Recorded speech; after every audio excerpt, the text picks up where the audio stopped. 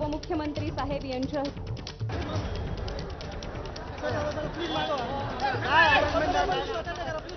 समृद्धी महामार्गाचे आतापर्यंतचे टप्पे कसे सुरू झाले त्यावर एक नजर टाकूया। डिसेंबर 2022 ला नागपूर ते शिर्डी 520 किलोमीटरचा टप्पा हा सुरू करण्यात आला। दुसरा टप्पा शिर्डी ते भरवीर 80 किलोमीटरचा होता, तो खुला करण्यात आला। तिसरा टप्पा 2024 मध्ये भरवीर ते इगतपुरी 25 किलोमीटरचा, त्याचं लोकार्पण झालं। तर 5 जून 2025 म्हणजे आज इगतपुरी ते आमणे अखेरचा टप्पा देखील सुरू झाला। अक्षय भाटकर आपले प्रतिनिधी सध्या आपल्यासोबत आहेत। अक्षय, उपमुख्यमंत्री एकनाथ शिंदे आणि त्यासोबतच युती सरकारचा ड्रीम प्रोजेक्ट समृद्धी महामार्ग आज अखेरीस पूर्णत्वास गेलाय, शेवटचा टप्पा सुरू झालाय। अतिशय महत्वाचा हा टप्पा आहे आणि या टप्प्यामुळे आता महाराष्ट्राचं जे स्वप्न होतं समृद्धी महामार्गावरून विना अडथळा प्रवास करायचं ते आता पूर्ण झालेलं आहे आणि त्याच्यामुळे जर आपण पाहिलं तर हा 76 किलोमीटरचा सगळ्यात अवघड असा हा टप्पा होता आणि याचं वैशिष्ट्य असं आहे की या 76 किलोमीटरच्या टप्प्यामध्ये 8 किलोमीटरचा बोगद्याचा जो काम आहे म्हणजे पॅकेज 14 जे आहे 13 किलोमीटरचं ते सगळ्यात अवघड काम होतं। या एका बोगद्यामुळे कसारा घाटामध्ये जाण्याची आता गरज पडणार नाही आणि कसारा घाट हा कालबाह्य होईल। त्याच्यामुळे आता या एका बोगद्यामुळे संपूर्ण वाहनं जी आहेत ती केवळ 10 ते 15 मीटर कसारा घाट ओलांडू शकतील आणि शेवटचा हा 76 किलोमीटरचा जो टप्पा आहे तो संपूर्ण पार करण्यासाठी किमान अर्धा तास लागेल। आता आमणे हे जे ठाण्यातल्या भिवंडीमध्ये आहे ते आमण्यापासून ते थेट नागपूरपर्यंत 701 किलोमीटरचा जो टप्पा आहे तो पूर्णतः समृद्धी महामार्ग हा आता उपलब्ध झालेला आहे। त्यामुळे या संपूर्ण समृद्धी महामार्गाच्या आसपास जितके वेगवेगळे प्रोजेक्ट हे फायनलाइज करण्यात आलेले होते, मग औद्योगिक क्षेत्र असेल, कृषी क्षेत्र असेल, या सगळ्या उद्योगांना किंवा या सगळ्या क्षेत्रांना देखील आता खूप मोठा सहभाग होणार आहे, त्यांना हातभार लागणार आहे। त्याचबरोबर नाशिक, सिन्नर, इगतपुरी या भागांमधून किंवा शिर्डी असेल, अहिल्यानगर असेल या भागांमधील जे शेतकरी आहेत ज्यांना रोजचा प्रवास करून मुंबईमध्ये आपल्या भाज्या किंवा इतर जे कृषी साहित्य आहे ते विकण्यासाठी यावं लागत होतं,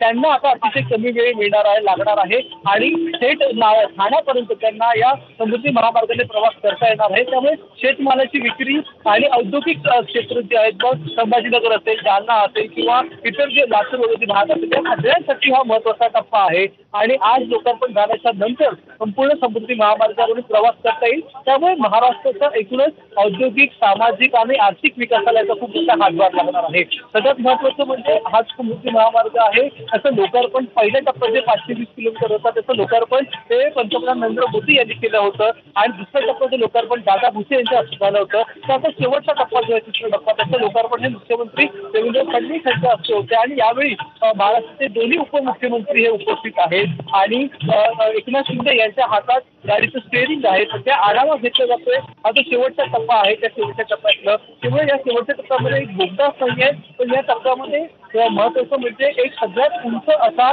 पूल देखील आहे त्याच्या एका पिलरची उंची ही 84 मीटर इतकी मोठी आहे, इतकी प्रचंड आहे।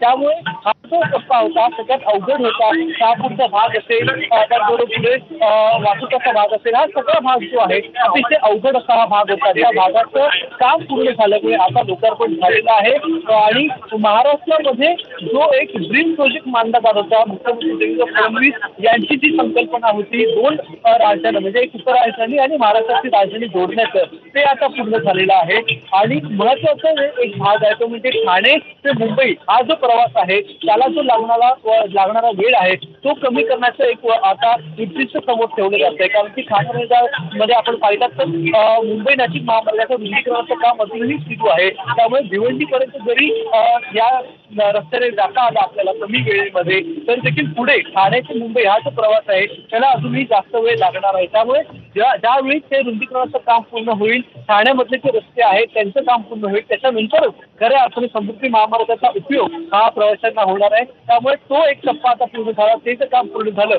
तर खऱ्या अर्थाने केवळ 8 ते 9 तासामध्ये आपल्याला मुंबई ते नागपूर हे 4 चाकी वाहनाने प्रवास हा शक्य होईल। सध्या बरोबर आहे अक्षय, समृद्धी महामार्गाला महाराष्ट्राच्या हातावरची भाग्यरेखा असं संबोधलं जात आहे। काय साध्य होणार आहे या समृद्धी महामार्गामुळे आणि का भाग्यरेखा संबोधलं जात आहे समृद्धी महामार्गाला? प्रज्ञा हा एकमेव असा महामार्ग आहे राज्यातला जो 10 जिल्ह्यांना प्रत्यक्षपणे जोडतो आहे.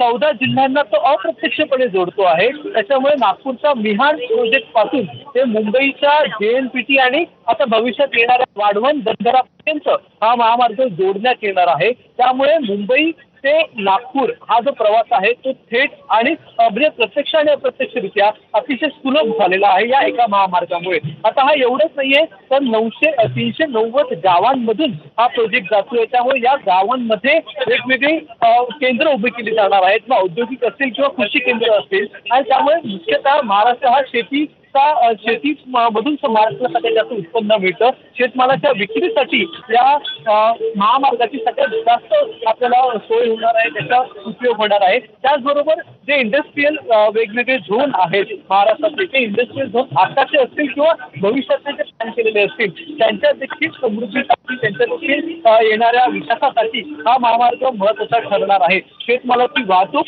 आणि त्याच्याबरोबरच औद्योगिक वाहतुकीसाठी हा महामार्ग उपयुक्त असल्यामुळे आणि जे रोजचे प्रवास करणारा मुंबई ते नागपूर हा जो काही प्रवासीचा वर्ग आहे त्यांच्यासाठी आता 16 ते 17 तास लागतात नागपूरमधून मुंबईला येण्यासाठी किंवा मुंबईमधून नागपूरला जाण्यासाठी. तर त्यांचा वेळ जो आहे तो सगळ्यात कमी त्यांना लागणार आहे आणि केवळ 8 ते 9 तास असा दावा केलेला आहे MSRDCने की केवळ 8 ते 9 तासामध्ये 4 चाकी लहान जी वाहनं आहेत त्यांना थेट प्रवास करता येईल त्या समृद्धी महामार्गातून. त्यामुळे 2 राजधान्या मुंबई आणि नागपूर जोडण्याचं काम हा महामार्ग करतोय आणि त्याच्यासाठी या महामार्गाला 55,000 कोटी रुपये इतका खर्च करण्यात आलेला होता आणि या 55,000 कोटी रुपयांच्या बदल्यात आपल्याला टोल द्यावा लागणार आहे. एका किलोमीटरचा टोलचा जो रेट आहे तो 2.06 रुपये इतका हा रेट आहे. त्यामुळे एकूण जर आपण विचार करता तर 1444 रुपये आपल्याला एकूण या महामार्गावरून प्रवास करताना टोल द्यावा लागणार आहे आणि ही किंमत जर आपण वेळेच्या हिशोबाने जर बघितली तर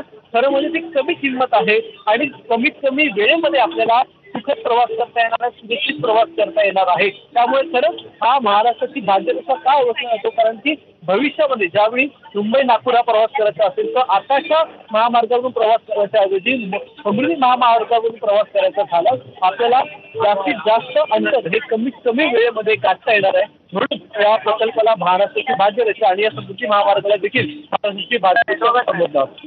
अक्षय, शेवटचा 76 किलोमीटरचा टप्पा त्याचा आज लोकार्पण झालंय, पण जसं आपण सकाळपासून सांगतोय की हाच टप्पा सगळ्यात जास्त आव्हानात्मक होता या समृद्धी महामार्गाच्या बांधकामासाठी.